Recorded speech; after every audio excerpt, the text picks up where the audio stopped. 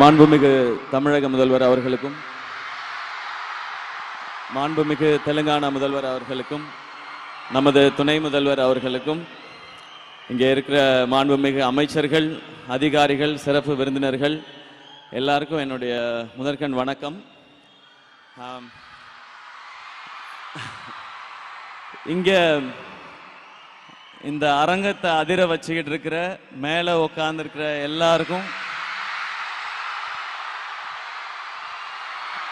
என்னுடைய மனமார்ந்த நன்றி. உங்க அன்புக்கு ரொம்ப ரொம்ப நன்றி. இந்த மாதிரியான நிகழ்ச்சியில் கலந்துக்கிறது இதுதான் முதல் முறை. நம்ம சினிமா ஃபங்க்ஷன், ஆடியோ லான்ச் ஃபங்க்ஷன்னா ஏதாவது ஒன்று பேசிட்டு போயிடலாம். இங்கே அப்படி பேச முடியாது. இங்கே நம்ம என்ன பேசுகிறோம் அப்படின்ற ஒவ்வொரு வார்த்தையும் ஒவ்வொரு விஷயமும் ரொம்ப ரொம்ப முக்கியம். முதல்ல இந்த விழாக்கு என்ன கூப்பிட்ட துணை முதல்வர் அவர்களுக்கு ரொம்ப ரொம்ப பெரிய நன்றி சார். முதல்ல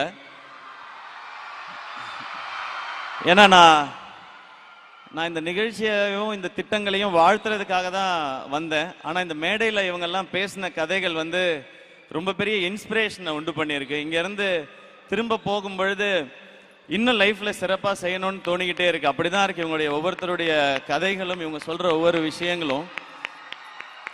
இங்கே அரசு இவ்வளவு திட்டங்கள் செய்கிறது எவ்வளவு நல்ல விஷயமோ அதே அளவுக்கு ரொம்ப சிறப்பான விஷயமா இவங்க எப்படியாவது படித்து நம்ம மேலே வந்துடணும்னு நினைக்கிறத நான் பார்க்குறேன். ஏன்னா கேடில் விழி செல்வம் கல்வி ஒருவருக்கு மாடல்ல மற்றை அவைன்னு திருவள்ளுவர் சொல்லியிருக்கிறாரு. நீ உலகத்தில் எதெல்லாம் பெரிய செல்வம்னு நினைக்கிறோமோ அதெல்லாம் விட மிகப்பெரிய செல்வம் கல்வி அப்படின்றது. இங்கே நிறைய பேர் அவங்களுடைய லைஃப் எக்ஸ்பீரியன்ஸ் சொன்னாங்க. சாப்பாட்டுக்கு கஷ்டமாக இருந்தது, போயிட்டு வர பஸ் வசதி இல்லை, நடந்து போய் படித்தோம் அப்படின்னு சொல்லி. நான் 3 வேளையும் சாப்பிட்டு தான் ஸ்கூலுக்கு போனேன். ஏன்னா எங்கள் அப்பா ஒரு வேளை சாப்பிட்டுட்டு ஸ்கூலுக்கு போய் படித்ததுனால நான் ஆட்டோலையும், ரிக்ஷாலையும், ட்ரெயின்லையும், பஸ்லையும் நான் ஸ்கூலுக்கு போனேன். எங்கள் அப்பா நடந்து ஸ்கூலுக்கு போனதுனால. ஸோ ஒரு தலைமுறையில் ஒருத்தர் படித்தா அதுக்கு அடுத்து வர தலைமுறைகள் எல்லாம் நல்லா இருக்குன்றதை நான் என் குடும்பத்தில் இருந்து பார்த்துருக்கேன். எங்கள்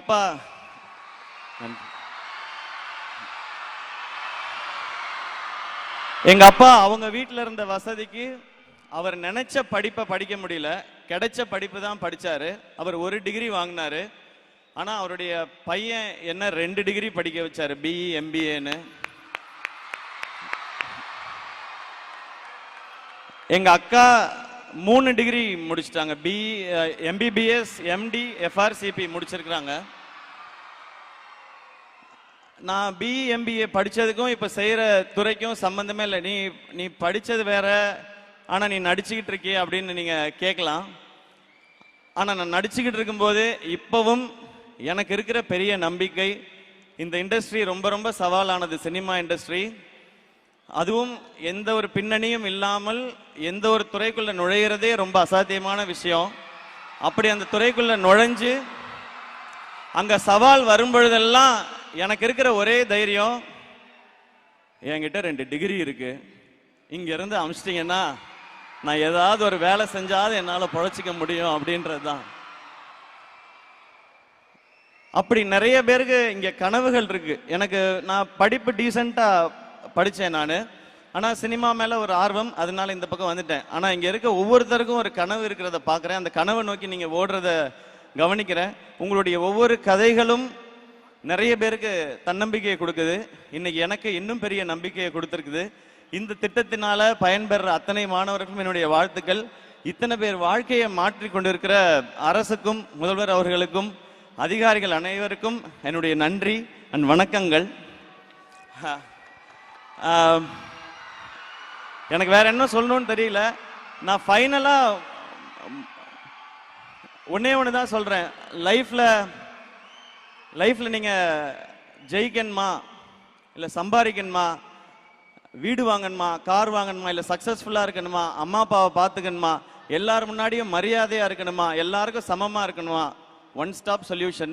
படிங்க, மார்க்குக்காக கொஞ்சம் படிங்க, வாழ்க்கைக்காக நிறையா படிங்க. நான் மார்க்குக்காக படித்தேன், ஆனால் வாழ்க்கைக்காக படிச்சேன்னான்னு தெரியல. அது அனுபவத்தில் வருது. நீங்கள் மார்க்குக்காக படிக்கிற அதே நேரத்தில் வாழ்க்கைக்கான தேவையானதையும் நிறைய படிங்க. இங்கே இருக்கிற அத்தனை பேருக்கும் ஒன்று சொல்லிக்கணும்னு தான் நினைக்கிறேன். உங்கள் எல்லாராலையும் இப்போ நீங்கள் என்ன செய்துட்டு இருக்கீங்களோ அதை தாண்டி ஒன்று செய்ய முடியும். அது எதை வச்சு சொல்கிறேன் அப்படின்னு கேட்டிங்கன்னா, என்னாலே முடியும் போது உங்களால் இன்னும் நிறைய முடியும். இந்த வாய்ப்பு கொடுத்த அத்தனை பேருக்கும் ரொம்ப ரொம்ப பெரிய நன்றி. இந்த மாதிரியான திட்டங்கள் இன்னும் பெரிய சாதனையாளர்களை உருவாக்கும். இவங்க எல்லாரும் படித்து மேலே வரும்போது நம்மளும் ஒரு 4 பேருக்கு நல்லது செய்யணுன்ற இந்த விதை ஆரம்பிக்கும் பொழுதே அந்த மாதிரி ஒரு விருட்சமாக ஆரம்பிக்குதுன்றது இந்த திட்டத்தோட மிகப்பெரிய பலனாக பார்க்குறேன்.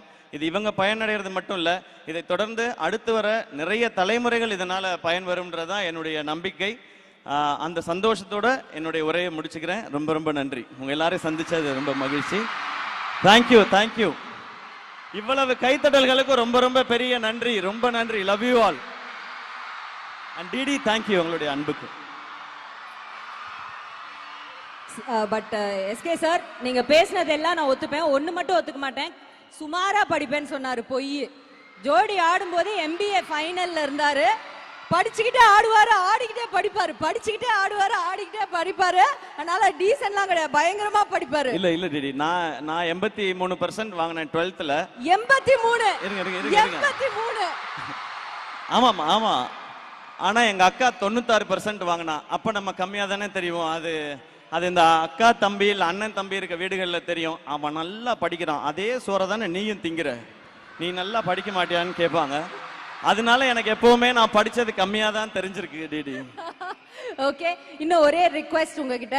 எல்லாம் என் காது கடிக்குதுங்க. ஒரே ஒரு பிக்சர் உங்களோட இந்த பிள்ளைங்க. எனக்கு ரொம்ப ரொம்ப சந்தோஷம். நீங்க நடுவுல நின்னீங்கன்னா நான் அரேஞ்ச் பண்ணி கொடுத்துறேன். ஓகேவா?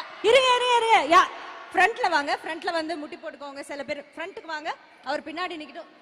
கொஞ்சம் டக்குன்னு எடுக்கணும். 2 நிமிஷம். தம்பி ஹைட்டா இருக்கவங்க கொஞ்சம் பின்னாடி போங்க. கொஞ்சம் முன்னாடி வாங்க. ஓகே. அம்மா நீ ரொம்ப உயரமா இருக்கடா, கொஞ்சம் இப்படி வந்துடுறியா? நீ வாடா அண்ணா. டக்குன்ட்டு. ஓகே, ஒரு பிக்சர்.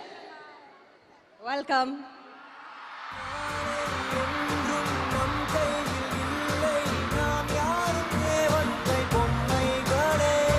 நன்றி.